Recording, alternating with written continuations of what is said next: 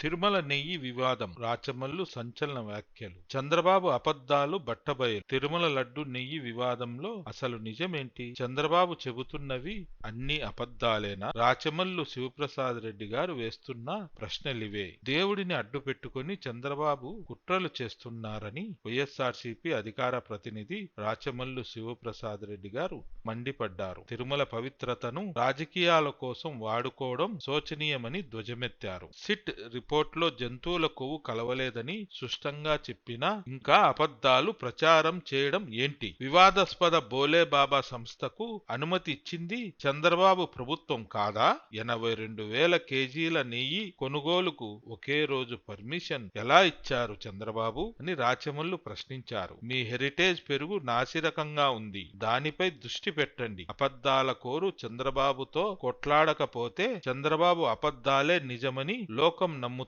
అందుకే YCP party తరఫున గలం విప్పుతున్నాం. భక్తిని రాజకీయంగా వాడుకోవడం సరైనదేనా? మీ అభిప్రాయాన్ని కామెంట్ రూపంలో తెలియజేయండి. మరిన్ని రాజకీయ విశ్లేషణల కోసం మన ఛానల్ ను సబ్స్క్రైబ్ చేసుకోండి.